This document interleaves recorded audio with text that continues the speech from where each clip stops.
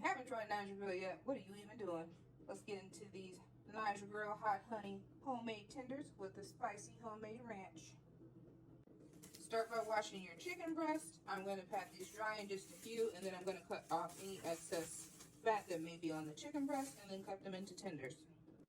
I've got my chicken breast cut into tenders.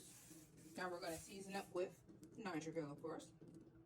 We're going to be using the hot and the seasoning just on the tenders. Pour my tenders into a bowl so I can marinate them in some buttermilk and a few dashes of your choice of hot sauce. You can omit this if you don't want it spicy. Go ahead and mix this all together, and you're going to let this marinate for at least an hour. Okay, we're going to begin our dredge. I have about 2 cups of all-purpose flour. To the flour, I'm going to be adding a cup of this chicken crack. I got this from Mackie Meats at Findlay Market in downtown Cincinnati. This chicken crack is phenomenal on all chicken, especially chicken wings. Put them in the air fryer, delightful.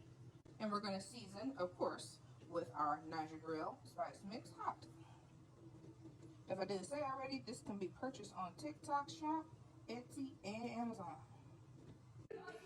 I did decide to come back in and put in half a cup of cornstarch to make sure it's extra crispy. Now that your chicken has been marinating, we're going to put them in the dredge. Make sure you press everything down, get seasoning all over it. Then just give a shake of the excess. And then we're going to place it on a baking sheet. Once all your chicken tenders are dreaded, they are ready for the fryer. Make sure you don't overcrowd. Tenders going in. These tenders are nice and crispy, ready to come out. Place them on a baking sheet to dry while we fry the other tenders. For the Naija Grill Hot Honey Sauce, we're going to start with 3 tablespoons of butter. Our butter is starting to melt down, so we are going to add our hot sauce. We'll add about a cup of hot sauce. Going to come in with 3/4 cup of honey. Maybe a cup, your desired sweetness. We're going to season with Naija Grill Spice Mix Mild, about 2 tablespoons. Go ahead and mix until everything is melted, the butter is melted and everything is well incorporated. All of our tenders are nice and crispy and fried.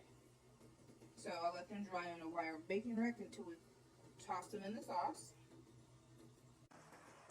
Our sauce is finished, so we're going to start to coat our tenders. I'm going to put a few tenders in at a time. Make sure the sauce coats them. Then put it back on the rack to cool.